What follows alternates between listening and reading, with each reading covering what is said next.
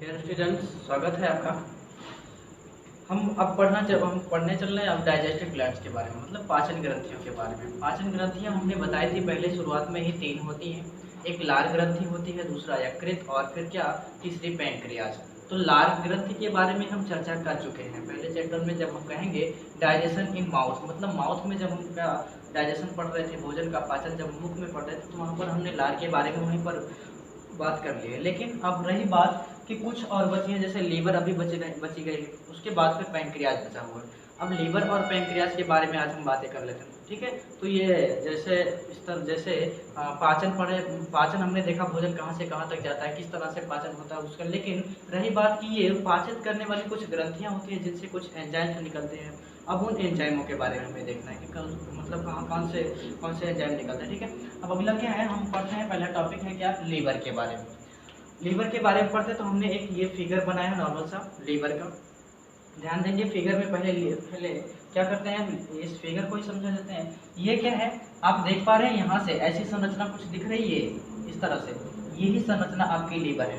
केवल इतनी संरचना, ये नीचे वाला पार्ट नहीं, केवल इतनी संरचना ही क्या है, ये लीवर है। अब लीवर के यहाँ पर हमने 2 पोर्ट बनाए हैं, और 2 पोर्ट होते हैं लीवर में, 2 पोर्ट होते हैं, एक राइट लोब होता है और दूसरा लेफ्ट लोब होता है। राइट लोब और लेफ्ट लोब, ध्यान देंगे ये दोनों अलग अलग भाग हैं, एक ही लीवर के 2 अलग अलग भाग हैं, लेकिन ये दोनों आपस में ऐसे कनेक्ट रहते हैं। एक बड़ा वाला राइट वाला जो लोब होता है, मतलब दायां लोब जो होता है वो बड़ा भाग होता है, और छोटा लेफ्ट लोब जो होता है वो इसकी अपेक्षा क्या होता है, छोटा होता है, ठीक है।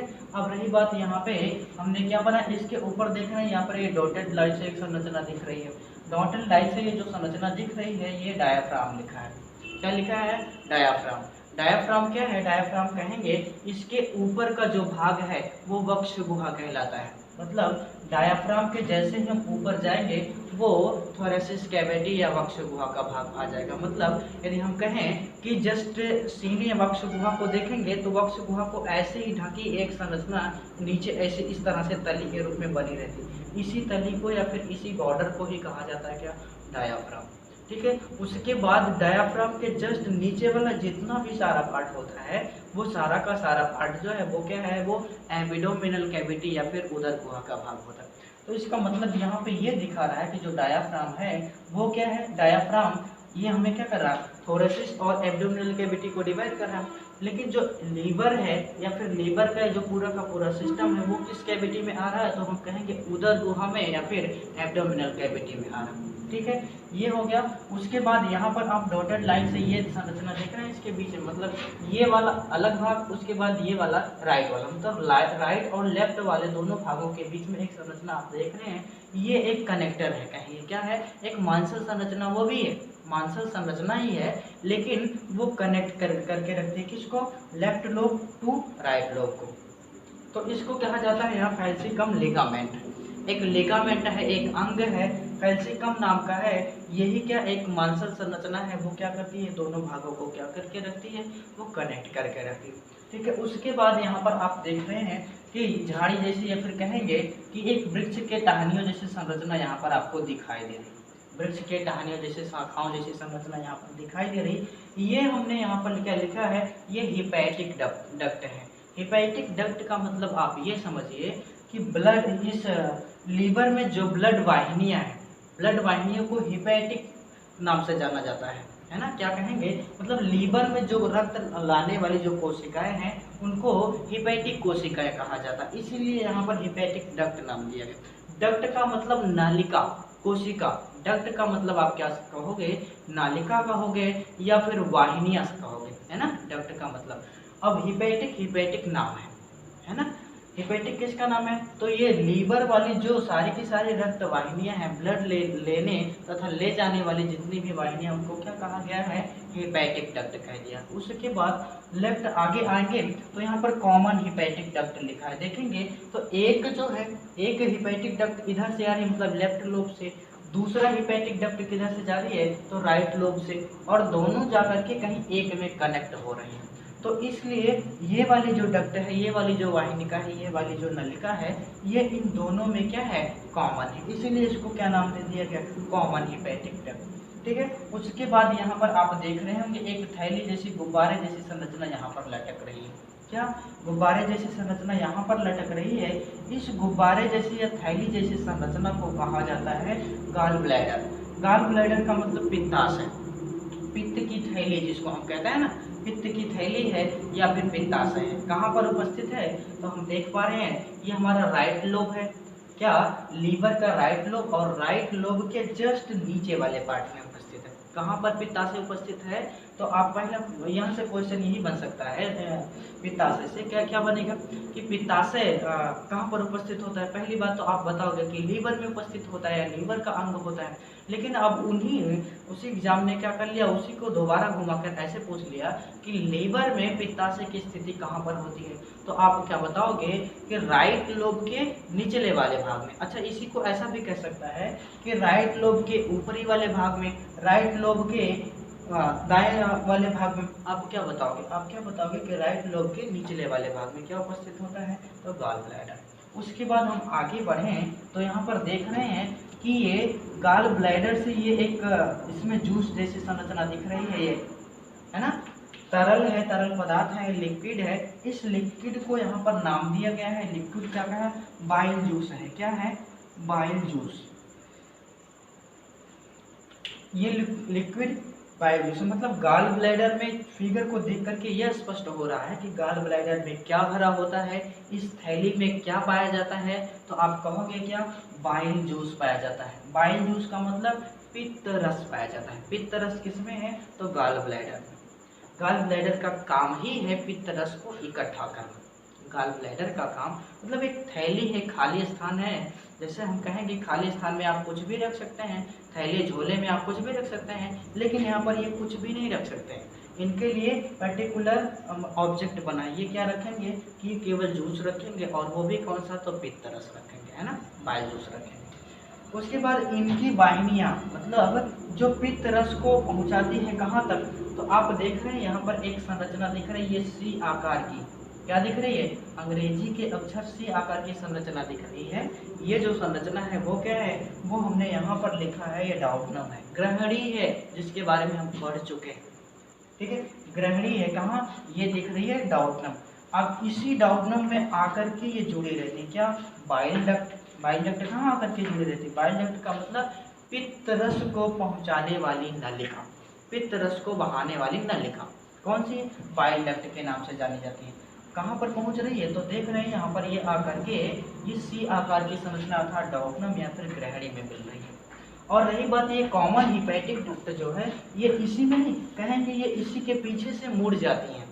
यहाँ पर तो दिख रहा होगा जरूर, लेकिन इसको हम यहाँ से ऐसे कट कर लेते हैं। क्यों, क्योंकि ये रक्त लेने वाली कोशिकाएं हैं। ये अपना उधर कहेंगे कि बॉडी के दूसरे पार्ट में चली जाती हैं, लंग्स के पास पहुंच जाती है ना, यहाँ पर अशुद्ध रुधिर और फिर शुद्ध रुधिर जो पहुंचाया जाता है। ठीक है, तो ये बाइल डक्ट है। क्या, बाइल डक्ट क्या कहाँ पहुंचा रहा है, ये बाइल जूस को कहाँ पर पहुंचाएगा तो हम कहेंगे डाउटनम में पहुंचाएगा। उसके बाद ये जो लीफ जैसी संरचना यहाँ पर आपको दिखेगी, ये लीफ जैसी संरचना क्या है, ये पैंक्रियाज है। पैंक्रियाज का मतलब अग्न्याशय। अग्न्याशय, अग्न्याशय देख रहे हैं कि ये जो हमने लिखा है यहाँ पर क्या, पैंक्रियाज बॉडी, मतलब ये पूरी की पूरी पैंक्रियाज अग्न्याशय की बॉडी है।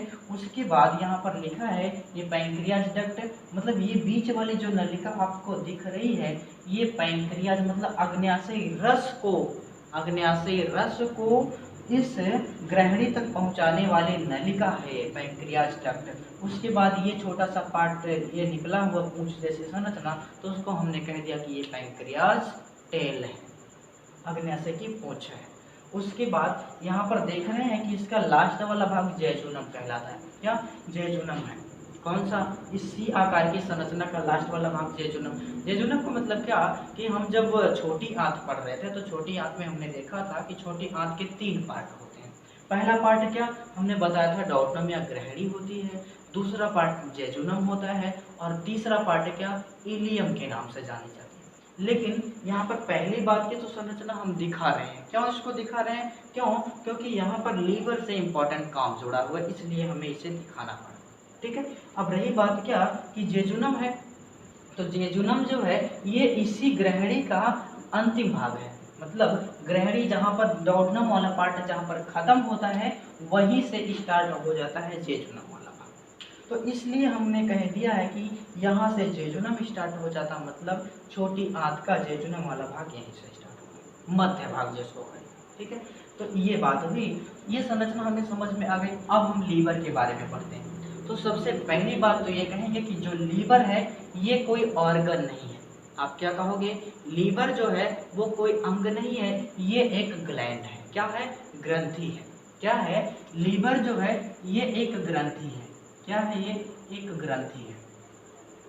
अब ग्रंथि का मतलब ये है, ग्रंथि का मतलब आप ये समझिए कि किसी बॉडी का वो पार्ट जहां से कोई ना कोई जूस निकले, जैसे एंजाइम हो गया, हार्मोन हो गया, ये सभी जहां से सिक्रेट होते हैं, मतलब वो एंजाइम या हार्मोन्स को सिक्रेट करने वाले बॉडी के पार्ट ही क्या कहलाते हैं? इनको ग्लैंड कहलाते हैं, या फिर इनको ग्लैंड कहा जाता है, या ग्रंथियां कहते हैं। किनको? जो पार्ट बॉडी के वो पार्ट जो क्या कहते हैं, जो जूस को प्रोड्यूस करें, हार्मोन्स को प्रोड्यूस करें, वही क्या कहलाएंगे? वही ग्रंथि कहलाएंगे। मतलब ये जो लीवर है ये जूस को प्रोड्यूस करता है, हार्मोन्स को प्रोड्यूस करता है, इसलिए इसको कहा गया कि ये ऑर्गन नहीं, ये ग्लैंड है, ग्रंथि है।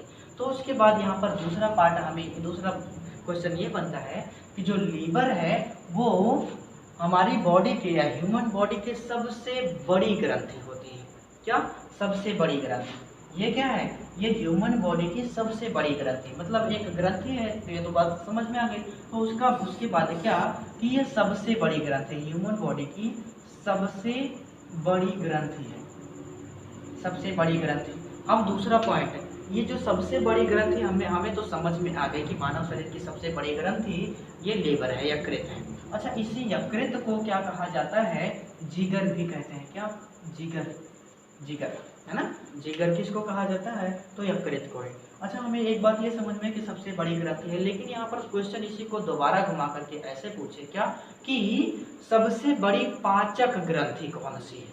उसी में पाचक लगा दिया, पचाने वाली सबसे बड़ी ग्रंथि। तो बात एक ही है, ग्रंथियां सभी कुछ ना कुछ पाचन जरूर करेंगे, किसी ना किसी पार्ट का पाचन जरूर करेंगी, लेकिन लीवर जो है हमसे पूछा जा रहा कि सबसे बड़ी, तो सबसे बड़ी लीवर ही है। तो आप यहाँ पर दूसरा पॉइंट लिखोगे क्या? सबसे बड़ी पाचक ग्रंथि। क्या है? सबसे बड़ी पाचक ग्रंथि। अच्छा, बात दोनों की एक ही, लेकिन क्या है, क्वेश्चन अगर थोड़ा सा बदल दे तो आपको घबराना नहीं है, बात दोनों की एक ही। ठीक है, उसके बाद हम ये कहेंगे कि ये जो इसकी उपस्थिति होती है, तो कहाँ पर उपस्थित होती है इसकी? ये डायाफ्राम के जस्ट नीचे एब्डोमिनल कैविटी अर्थात उदर गुहा में स्थित होती है। कहाँ पर? तो उदर गुहा में स्थित होती है। कौन? तो ये गॉल ब्लैडर, सॉरी ये लीवर। कहाँ पर? उदर गुहा में। डायाफ्राम के ऊपर या डायाफ्राम के नीचे? तो डायाफ्राम के नीचे। उसके बाद अगला पॉइंट ये है कि जो लीवर है वो किस रंग का होता है? लीवर का रंग कैसा होता है? लाल, पीला, हरा, नीला, काला, भूरा, किस रंग का होता है? तो जो लीवर है वो गहरे भूरे और लाल रंग का होता है। कैसा? गहरे भूरे और लाल रंग का होता है। कैसा? गहरे भूरे और लाल रंग का होता है। गहरे भूरे और लाल रंग का क्या? लीवर होता है। उसके बाद यहाँ से दूसरा पॉइंट ये बनेगा क्या कि ह्यूमन बॉडी में लीवर का वजन कितना होता है? ह्यूमन बॉडी में लीवर का वजन। हाँ, अब यहाँ पर एक दो तीन बातें स्पष्ट हो जाती हैं। एक औसत वजन पूछ लेता है कभी कभी, फिर कभी कभी पूछ लेता है कि ये मेल बॉडी में इसका वजन कितना होता है, फिर फीमेल बॉडी में इसका वजन कितना होता है। तो सबसे पहले हम बात करेंगे कि औसत वजन की। इसका जो औसत वजन है वो आपको मिलेगा 1.32 kg, ऐसे मिलेगा। 1.32 kg मिलेगा क्या? औसत वजन। लेकिन मेल बॉडी की बात की जाएगी, मेल बॉडी में मतलब कि एक नर मनुष्य के शरीर में जो लीवर का भार होता है वो कहेंगे कितना? 1.5 kg होता है। कितना होता है? 1.5 kg मेल बॉडी में। लेकिन यही बात अब फीमेल बॉडी के बारे में आ जाएगी तो वहाँ पर आपको थोड़ा सा आंसर चेंज करना रहेगा। वो क्या है, फीमेल बॉडी में इसका वजन 1.2 kg होता है। कितना? 1.2 kg। फीमेल बॉडी में 1.2 kg और मेल बॉडी में 1.5 kg। ठीक है, बात स्पष्ट कर पाए? मतलब कि जो फीमेल बॉडी होती है उनमें लीवर थोड़ा सा कम वजन का होता है, हल्का होता है, और जो मेल बॉडी होती है उसमें जो लीवर होता है वो क्या, थोड़ा सा भारी होता है, अपेक्षाकृत भारी होता है। ये बात आप स्पष्ट कर पाएंगे? अच्छा, अब यहाँ से अगला पॉइंट हम देखते हैं कि जो लीवर है वो यहाँ से और क्या क्या पॉइंट है। जैसे हमने बताया कि यहाँ से और सारे ये पार्ट से जुड़े हैं। पहली बात तो ये कि जो लीवर है वो क्या काम करेगा। अब यहाँ पर जैसे ये सारा इसके बारे में एक सामान्य परिचय था, तो सामान्य परिचय तो हमने दे दिया, ठीक है। अब लेकिन अब यहाँ से वर्ग के बारे में हम इसको देखेंगे, लीवर के वर्ग क्या क्या है, जहाँ से हमें बहुत बार क्वेश्चन पूछे गए और पूछे भी जाएंगे। लीवर का जो वर्ग है, सबसे पहली बात तो हम ये कहेंगे कि इसमें पित्ताशय की एक थैली होती है और उस पित्ताशय में बाइल जूस होता है। अब रही बात कि ये बाइल जूस आता कहाँ से, बाइल जूस ये आता कहाँ से, कैसे इसमें इकट्ठा होता रहता। तो सबसे पहला पॉइंट ये है कि जो लीवर है वो बाइल जूस का श्रवण करता है, बाइल जूस बनाता है। क्या कि जो लीवर है वो क्या बनाता है, वो बाइल जूस बनाता है। ठीक है, आप क्या बताओगे, बाइल जूस या पित्त रस का निर्माण करता है। कौन? लीवर पित्त रस का निर्माण करता है। ये बात होगी भैया। दूसरा पॉइंट, पित्त रस कहाँ पर इकट्ठा होता है, पित्त रस कहाँ पर इकट्ठा होता है, तो अगला पॉइंट इसी में लिखेंगे। पित्त रस पित्ताशय में इकट्ठा होता है। कहाँ पर? पित्त रस पित्ताशय में एकत्रित होता है, कहाँ पर? पित्ताशय में। ठीक है, पित्त रस कहाँ पर एकत्रित होता है, पित्ताशय में एकत्रित होता है। उसके बाद अगला पॉइंट, पित्ताशय आ गया तो पित्ताशय से संबंधित हम थोड़ी सी बात देख लेते हैं। गाल ब्लैडर, एक छोटी सी हेडिंग उसी में बना लेंगे। क्या? गाल ब्लैडर का मतलब पित्ताशय। सबसे पहली बात तो गाल ब्लैडर के बारे में हम ये कहेंगे कि गाल ब्लैडर जो होता है वो कहेंगे वो नीले रंग का होता है। किस रंग का? नीले रंग का। किस रंग का दिखाई देता है? गाल ब्लैडर नीला रंग होता है या फिर नीले रंग का होता है, नीले रंग का होता है। किसमें? तो ह्यूमन बॉडी में जो गाल ब्लैडर होता है वो किस रंग का? नीले रंग का। लेकिन यहाँ पर अगला पॉइंट ये है कि जो बर्ड्स हैं, बर्ड्स का मतलब पक्षियाँ, पक्षी हो गई, हॉर्स हो गया, पक्षी हो गई, हॉर्स घोड़ा हो गया, ब्लू व्हेल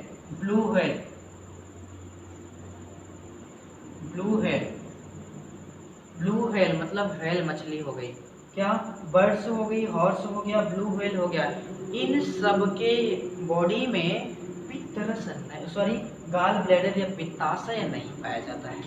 किसके बॉडी में? तो आप कहोगे बर्ड, पक्षियों के बॉडी में पित्ताशय नहीं पाया जाता है, हॉर्स घोड़े की बॉडी में पित्ताशय नहीं पाया जाता है, और ब्लू व्हेल मतलब व्हेल मछली के बॉडी में गाल ब्लैडर नहीं होता है।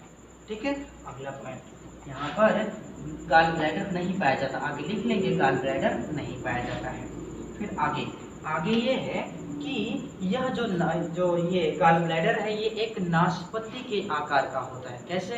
जैसे पूछ लिया कि ये किस आकार का होता है तो आपको बताना रहेगा किस आकार का, तो नाशपाती के आकार का होता है। नाशपाती के आकार का होता है। क्या? गाल ब्लैडर का मतलब पित्ताशय, नाशपाती के आकार का होता है। क्या? Gall bladder. ठीक है, इतनी बात आप बता देंगे। अब इसका काम क्या है? इसका काम यही है कि पित्त रस को एकत्रित करने का काम है। ठीक है, बात बता देंगे। अब आगे अगला पॉइंट, अगला कार्य है लीवर का, वो क्या है? जैसे हमने कह दिया कि बाइल जूस का निर्माण करता है। बाइल जूस के बारे में अभी हमें थोड़ी सी जानकारी और लेनी पड़ेगी, तो हम ले लेंगे जानकारी। ये क्या है? क्या? दूसरा पॉइंट अभी देख लेंगे बाइल जूस के बारे में। क्या? चलो ठीक है, बाइल जूस ही देख लेते हैं। क्या? बाइल जूस यहाँ से क्वेश्चन पूछा गया है और पूछा जाएगा। कैसे पूछा जाता है? जो पित्त रस है, पित्त रस है वो कहाँ पर एकत्रित होता है? तो आपने देखा कि पित्ताशय में एकत्रित होता है, लेकिन पित्त रस किस रंग का होता है? पित्ताशय का रंग हमने देख लिया, लीवर का रंग हमने देख लिया, सभी अलग अलग कलर के हैं, लेकिन यहाँ पर जो बाइल जूस है, पित्त रस है, उसका रंग कैसा होता है? तो बाइल जूस का जो रंग होता है वो हम बताएंगे कि बाइल जूस का रंग वो नीला तथा नीला नहीं, पीला तथा हरे रंग का होता है। पीला तथा हरे रंग का होता है। क्या? तो बाइल जूस किस रंग का? पीला और हरे रंग। देख लो, ये लीवर अलग रंग का है, लाल भूरे रंग का, फिर पित्ताशय अलग रंग का है, बाइल जूस अलग रंग का है, ठीक है, पीला और हरे रंग का। कौन सा? ये बाइल जूस होता है। उसके बाद अगला पॉइंट हमें ये है बाइल जूस से संबंधित, बाइल जूस में क्या क्या उपस्थित होते हैं? बाइल जूस में क्या क्या पाया जाता है? तो बाइल जूस में कुछ कार्बनिक तथा अकार्बनिक पदार्थ पाए जाते हैं। बाइल जूस में कार्बनिक तथा अकार्बनिक पदार्थ पाए जाते हैं। अब कार्बनिक में क्या? पित्त लवण देखेंगे। कार्बनिक में क्या पाया जाता है? तो पित्त लवण पाया जाता है। पित्त लवण का मतलब क्या है? बाइल साल्ट पाया जाता है। उसके बाद और क्या पाया जाता है? उसके बाद हम कहेंगे सोडियम कार्बोनेट पाया जाता है। क्या? सोडियम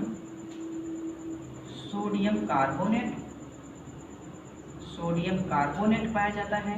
उसके बाद और क्या पाया जाता है? फिर कहेंगे कि यहाँ पर हम लिख दे रहे हैं, यहाँ पर कोलेस्ट्रॉल पाया जाता है। क्या? कोलेस्ट्रॉल पाया जाता है। किसमें? पित्त रस में, जो पीले और हरे रंग का होता है। उसके बाद इसी पित्त रस में हम कहेंगे बिलरुबिन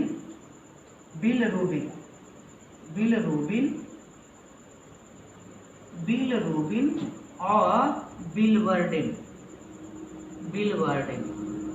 बिलरुबिन तथा बिलवर्डिन नामक रंजक पदार्थ पाए जाते हैं। बिलरुबिन तथा बिलवर्डिन नामक रंजक पदार्थ पाए जाते हैं बाइल जूस में। ठीक है, जान पाए। अब अगला बात क्या है कि जो बिलरुबिन है ये रंजक पदार्थ है, हमें मालूम चल गया, लेकिन ये किस रंग का होता है? तो बिलरुबिन भी पीले रंग का होता है। किस रंग का? पीला होता है। और बिलवर्डिन जो है वो हरा रंग का होता है। कैसा होता है? हरा रंग का। अब इन्हीं दोनों रंगों की उपस्थिति के कारण बाइल जूस का जो रंग होता है वो पीला और हरे रंग का होता है। बाइल जूस का जो रंग है वो पीला और हरा होता है। कैसा? बिलरुबिन और बिलवर्डिन। अब यहाँ से क्वेश्चन यही बनेगा कि बाइल जूस का जो कलर है वो पीला और हरे रंग के होने का कारण क्या है? तो बिलरुबिन तथा बिलवर्डिन के कारण से होता है। क्या? ये हरे और पीले रंग का। आपने देखा सोडियम कार्बोनेट उपस्थित है। अब जरा हम आपसे यहाँ से ये बात पूछ लें कि यदि किसी भी सॉल्यूबल में, किसी भी सॉल्यूशन में, किसी भी विलयन में जब सोडियम की मात्रा उपस्थित है, सोडियम कार्बोनेट की मात्रा उपस्थित है, तो उस विलयन की प्रकृति कैसी होगी? आपको यही इतना जवाब देना है। जब किसी विलयन में सोडियम कार्बोनेट की उपस्थिति है तो उस विलयन की प्रकृति कैसी है? तो जाहिर सी बात है उसकी प्रकृति कैसी होगी? तो बेसिक नेचर की होगी। क्यों? क्योंकि सोडियम खुद में बेस है, खुद ही बेसिक है। उसकी उपस्थिति के कारण क्या होगा कि पूरा का पूरा सॉल्यूशन कैसा रहेगा? बेसिक, क्षारीय होगा। मतलब यहाँ से हमें ये पता चल गया सोडियम कार्बोनेट की उपस्थिति के कारण जो बाइल जूस होता है वो कैसा होता है? वो क्षारीय होता है। ध्यान से देखेंगे बाइल जूस कैसा होता है? क्षारीय होता है। क्यों? उसमें सोडियम कार्बोनेट की उपस्थिति है, और सोडियम कार्बोनेट की उपस्थिति के कारण बाइल जूस क्षारीय होता है। ठीक है, क्यों? क्योंकि सोडियम कार्बोनेट खुद ही क्षारीय होता है। उसके बाद जब ये क्षारीय होता है तो इसका पीएच मान कितना होता है? इसका पीएच मान, मतलब आपसे पूछा जाएगा कि बाइल जूस का पीएच मान कितना होता है, तो आप बताओगे 7.6 to 7.7 होता है ना। अब इन दोनों में से जो मिल जाए वही सही, चाहे 7.6 चाहे 7.7। ठीक है, मतलब पित्त रस का पीएच मान 7.6 7.7 लगभग होता है। यह क्षारीय होता है, यह पीले और हरे रंग का होता है, तो बिलिरुबिन और बिलिवर्डिन की उपस्थिति के कारण। अब बता देंगे, ये तो थी थोड़ी सी कहानी पित्त रस के बारे में, लेकिन हम आगे बढ़ते हैं। आगे हम पढ़ रहे थे वर्क के बारे में, वर्क ऑफ लीवर, लीवर के कार्य के बारे में, है ना। लीवर के कार्य के बारे में हम देख रहे हैं, तो वहाँ थोड़ा सा देख लेंगे लीवर के कार्य के बारे में। दूसरा पॉइंट क्या है, इसका दूसरा जो मेन फंक्शन है, दूसरा जो कार्य है लीवर का, दूसरा जो लीवर का कार्य है वो ये क्या करता है, जो लीवर है वो करेगा प्रोथ्रोम्बिन, प्रोथ्रोम्बिन, प्रोथ्रोम्बिन, ध्यान से देखेंगे, प्रोथ्रोम्बिन तथा थ्रोम्बिन, थ्रोम्बिन, प्रोथ्रोम्बिन, थ्रोम्बिन और एंड कर देंगे एल्ब्यूमिन, एल्ब्यूमिन, एल्ब्यूमिन नामक प्रोटीन, नामक प्रोटीन का संश्लेषण करते हैं, प्रोटीन का संश्लेषण करते हैं। क्या समझे कि जो लीवर है वो प्रोथ्रोम्बिन, थ्रोम्बिन, एल्ब्यूमिन नामक प्रोटीन, ये जो है ये सभी प्रोटीन कहाँ पर आते हैं काम, तो प्रोथ्रोम्बिन या थ्रोम्बिन जो प्रोटीन है ये रक्त के थक्के जमाने में काम आते हैं। कहाँ पर, रक्त का थक्का जमाने में काम आते हैं। तो इनका संश्लेषण, इनका सेक्रेशन कहेंगे, वो कौन करता है, तो वो लीवर करता है। संश्लेषण कौन करता है, तो लीवर करता है। ठीक है, समझ गए। अगला पॉइंट ये है, लीवर की जो कोशिकाएं होती हैं, लीवर की जो कोशिकाएं होती हैं वो लिखेंगे हिपैटिन, अच्छा देखेंगे कि जो लीवर की कोशिकाएं हैं वो यूरिया का भी संश्लेषण करती हैं। किसकी, यूरिया, किसका संश्लेषण करती हैं, यूरिया। ध्यान से देखेंगे, यूरिया हमने बताया कि यूरिया का संश्लेषण करती हैं। कैसे, जैसे जब प्रोटीनों का बॉडी में जब प्रोटीनों का विखंडन होता है, मतलब एंजाइम्स क्या करेंगे, जैसे मान लेते हैं कि आ गया हमारा पेप्सिन नामक एंजाइम, पेप्सिन नामक एंजाइम क्या कर रहा है, प्रोटीन को तोड़ देता है। प्रोटीन को तोड़ेगा तो किस में तोड़ेगा, एमिनो एसिड्स में तोड़ेगा। अब उस समय जब ये एंजाइम पेप्सिन प्रोटीन को तोड़ फोड़ रहा है तो वहां पर अमोनिया जनरेट होता है। कहाँ, तो जब प्रोटीन का विखंडन होता है, प्रोटीन के विखंडन के फलस्वरूप बॉडी में अमोनिया जनरेट होता है, और अमोनिया बॉडी के लिए बहुत ही हानिकारक होता है। क्या होता है, बहुत ही हानिकारक होता है, क्या, अमोनिया। और वही अमोनिया बाद में यूरिया में बदल जाता है। अमोनिया, भाई यूरिया क्या है, अमोनिया का ही तो घटक है, तो इसका मतलब बाद में किस में बदल जाता है, यूरिया में बदल जाता है। क्या, वही अमोनिया। मतलब अमोनिया कहाँ से आता है, तो हम कहेंगे कि जो बॉडी में प्रोटीन से जा रहे हैं उन प्रोटीनों के विखंडन के कारण से, प्रोटीनों के ब्रेकडाउन के कारण से क्या बनता है, अमोनिया बनता है। और अमोनिया बाद में किस में बदल जाता है, यूरिया में बदल जाता है। तो ये लीवर क्या करता है, इसी यूरिया का संश्लेषण करता है, यूरिया को क्या करता है, अलग करता है, बॉडी से क्या करता है, यूरिया को अलग करता है।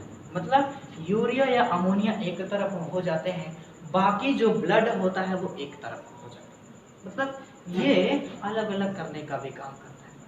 और बाद में यही यूरिया ये लीवर किसके पास भेज देता है, तो ये लीवर जो है वो किडनी अर्थात वृक्क के पास भेज देता है, और वृक्क के बाद में उसी यूरिया का पुनः छान करके उसको अलग अलग कर देते हैं। वहाँ से जो भी ब्लड की मात्रा रहती है उसमें उसको अलग कर देंगे, फिर यूरिया को अलग कर देंगे।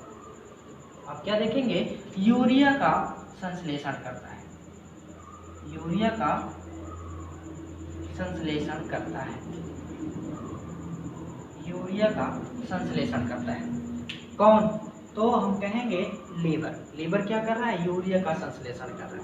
ठीक है, अब जान पाए अगला चौथा पॉइंट। अब चौथा पॉइंट क्या, चौथा पॉइंट ये है कि हमने देखा है यहाँ पर कि पित्त रस में अभी कोलेस्ट्रॉल जनरेट हो रहा था, पित्त रस में क्या, कोलेस्ट्रॉल जनरेट हो रहा था। रही बात ये कोलेस्ट्रॉल आता कहाँ से, कोलेस्ट्रॉल कहाँ से आता है, तो हम देखेंगे ये कि जो लीवर है वो डेड सेल, जैसे बॉडी में जब लगातार सेल्स मतलब ब्लड सेल की बात करें, लगातार सेल्स बनती रहती हैं तो जो नई सेल रहती हैं कुछ दिन बाद पुरानी हो जाती है और पुरानी होने के बाद वही सेल्स क्या होती हैं, डेड हो जाती हैं। अब जरा सोचो कि यदि वो डेड सेल्स शरीर से बाहर ना निकाली जाए तो, या फिर उन डेड सेलों का कहीं ना कहीं पर यूज ना किया जाए तो तब क्या होगा, एक ना एक दिन उन्हीं डेड सेलों की शरीर में अधिकता हो जाएगी। और जरा सोचो जब सेल में शरीर में डेड सेल ज़्यादा जनरेट हो जाएंगी तो कहोगे कि शरीर भी डेड की तरफ ही चला जाएगा, मृत्यु की तरफ ही जाने लगेगा, मतलब कैंसर जनरेट हो जाएगा। किसमें, बॉडी में। तो जो भी जितने भी प्रकार की डेड सेलें होती हैं ब्लड सेल की या फिर आरबीसी की, जितने भी डेड सेलें होती हैं उन सेलों को ये जो लीवर है वो क्या करता है, वो बिलिरुबिन या बिलिवर्डिन में चेंज कर देता है, कोलेस्ट्रॉल बना देता है उनका। किसमें चेंज करता है, बिलिरुबिन या बिलिवर्डिन में। तो आप यहाँ पर चौथे पॉइंट में लिखेंगे मृतक आरबीसी या फिर लिखेंगे dead RBC. Dead RBC cells को बिलिरुबिन या बिलिवर्डिन में चेंज कर देती हैं। किसमें, बिलिरुबिन या बिलिवर्डिन में बदल देती है। ठीक है, डेड आरबीसी सेल्स को किस में चेंज कर रही हैं, तो बिलिरुबिन या बिलिवर्डिन में चेंज कर रही हैं। कौन, तो ये लीवर की सेल्स। अब यहाँ से क्वेश्चन ये पूछता है क्या कि बिलिरुबिन या बिलिवर्डिन का निर्माण कौन करता है, तो आप क्या बताओगे, लीवर करता है। बिलिरुबिन या बिलिवर्डिन का निर्माण कौन करता है, तो लीवर करता है। किनके द्वारा करता है, तो डेड आरबीसी सेल्स को बिलिरुबिन या बिलिवर्डिन में जनरेट कर, ट्रांसफॉर्म कर।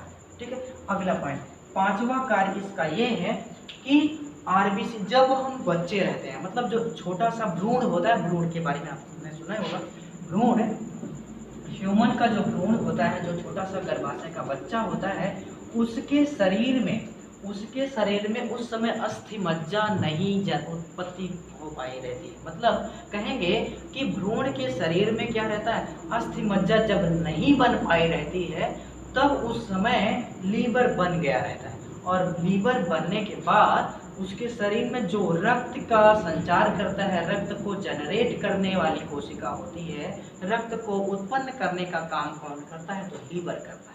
क्या, रक्त को उत्पन्न करने का काम कौन करता है, लीवर। लेकिन किस में, तो हम कहेंगे बहुत छोटे बच्चों में, जिनको भ्रूण कहा जाता है, एम्ब्रॉय कहा जाता है। तो यहाँ पर आप लिखोगे पांचवें कार्य में क्या, एम्ब्रॉय में या फिर एम्ब्रॉय के शरीर में, ऐसे लिखिए, एम्ब्रॉय के शरीर में लीवर या लीवर की कोशिकाएं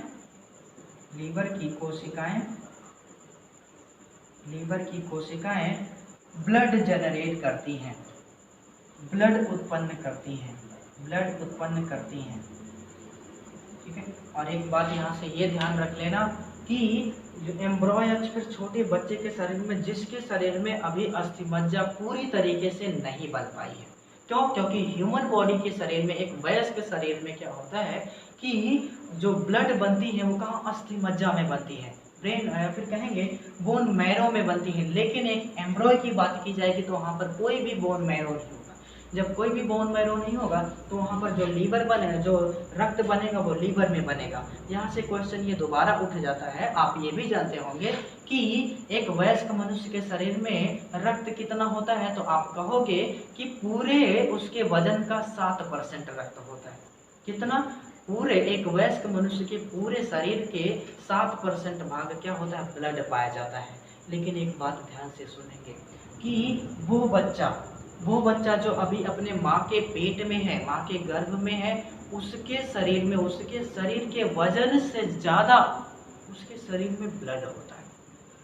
यदि उसके शरीर का केवल ब्लड अलग कर दिया जाए और बॉडी का वेट अलग कर दिया जाए तो हम कहेंगे बॉडी वेट से भी ज़्यादा ब्लड होता है। किसमें, तो हम कहेंगे एक एम्ब्रॉय में। क्या समझे, एम्ब्रॉय के शरीर में क्या होता है कि जो भी जितना भी उसका वजन होता है उसके वजन के 7% से भी अधिक ज़्यादा क्या वो होता है, ब्लड उपस्थित होता है। किस कारण से? कारण एक ही है, क्यों? क्योंकि वह उनके शरीर में जो ब्लड का निर्माण कर रहा है वो लीवर कर रहा है, और लीवर जब एक्सेस मात्रा में, ज़्यादा मात्रा में ब्लड का निर्माण कर देता है तो वही ब्लड क्या हो जाता है, उस एम्ब्रॉय के शरीर में ज़्यादा मात्रा में हो जाता है। समझे क्या? कि उनके शरीर में जो ब्लड का निर्माण करने वाली कोशिकाएं हैं वो लीवर की सेल्स हैं। लीवर की सेल्स के कारण ही उनके शरीर में ब्लड की मात्रा क्या होती है, अधिक हो जाती है। ठीक है, इतना पॉइंट समझे आप?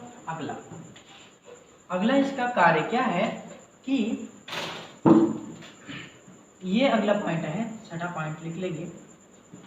जो लीवर यकृत की कोशिकाएं होती हैं उसमें कुप्फर कोशिकाएं उपस्थित होती हैं। कौन सी? कुप्फर। यहाँ से देख लेंगे, पूछा जाता है कि कुप्फर कोशिकाएं किस में उपस्थित होती हैं। कुप्फर कोशिकाएं, कुप्फर कोशिकाएं किस में उपस्थित होती हैं? तो इट इज फाउंड इन या फिर present in liver cells. Liver में उपस्थित होती हैं क्या? कुप्फर कोशिकाएं। अब कुप्फर कोशिकाओं का काम क्या है? तो कुप्फर कोशिकाओं का काम ये है भैया, थोड़ा सा सुनते हैं, कि जब हम डाइट लेते हैं, खाना खाते हैं, तो सबको छोड़ देते हैं, केवल वसा को लेते हैं। किसको? फैट को लेते हैं। तो फैट का पाचन मुख में तो होता नहीं, ऑसोफेगस में तो होता नहीं, लेकिन स्टमक में होता है। स्टमक में होता है क्यों? क्योंकि वहाँ पर लाइपेज नामक एंजाइम होता है। लाइपेज नामक एंजाइम ने क्या किया कि फैट पर क्रिया किया, फैट को तोड़ा फोड़ा, लेकिन होता क्या है कि वो फैट पूरी तरीके से पाचित नहीं हो पाता है, वहाँ पर शेष रह जाता है।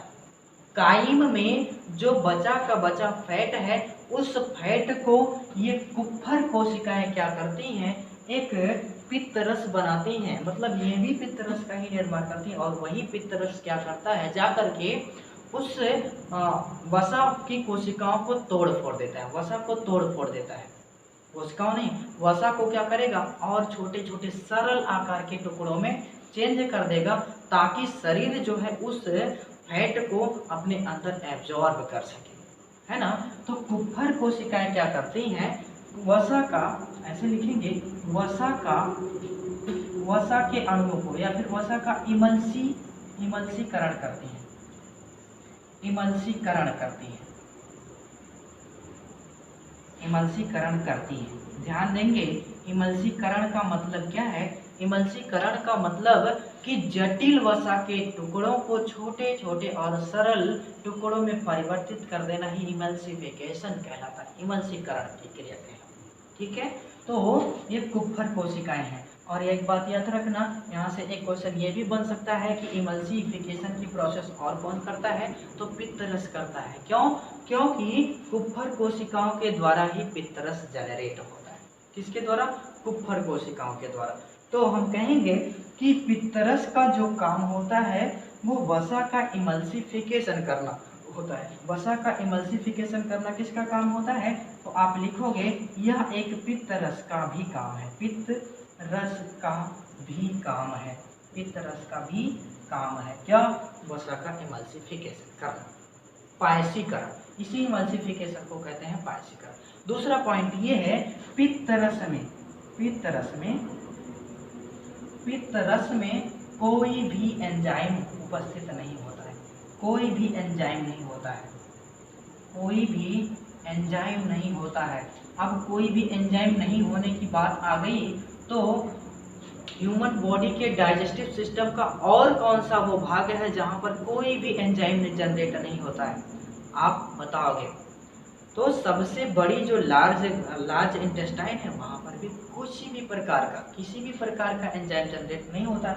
और दूसरा क्या है, पित्त रस में भी किसी पर भी प्रकार का एंजाइम उपस्थित नहीं होता है।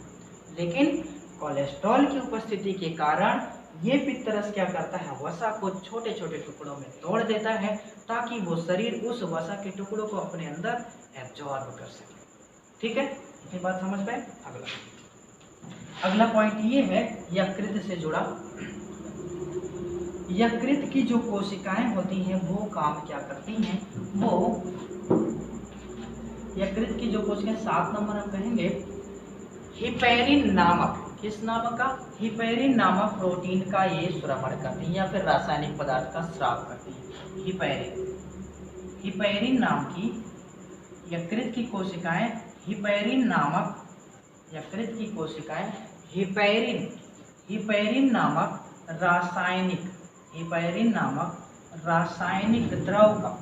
रासायनिक द्रव का स्राव करती है।